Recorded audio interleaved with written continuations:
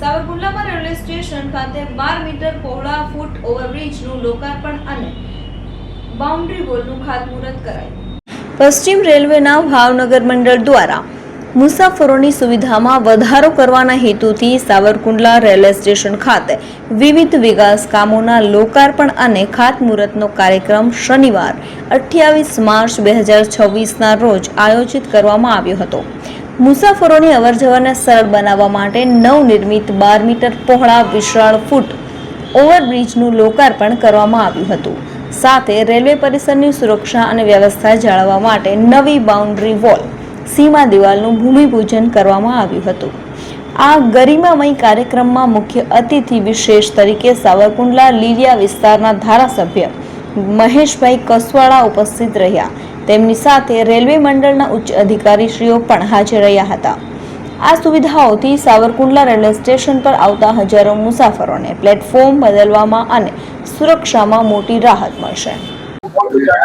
Savarkundla railway station ખાતે જે રેલવેની માર્જિન જગ્યા પડેલી છે, વર્ષોથી એનો કચરાખાના તરીકે ઉપયોગ થતો, તો એ જગ્યાની બાઉન્ડ્રી વોલ કરવા માટેના લગભગ 37 લાખના ખર્ચના કામનું આજે ખાતમુહૂર્ત કર્યું છે। દિવાલ બનતા એ સુરક્ષિત વિસ્તાર બની જશે। રેલવે સ્ટેશન છે એમની સ્વચ્છતા પણ વધશે અને શહેરની સ્વચ્છતા પણ વધશે।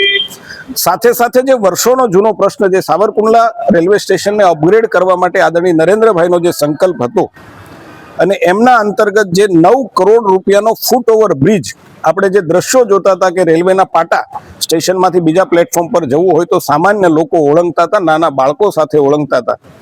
આ ફૂટ ઓવર બ્રિજ 9 કરોડ રૂપિયાના ખર્ચે આજે તૈયાર થયો છે। લિફ્ટનું કામ અધૂરું છે, આપણે એને પ્રજા માટે ખોલી નાખીએ છીએ જેથી આજે એનો ઉપયોગ શરૂ થાય અને ખૂબ સારું કામ થયું છે।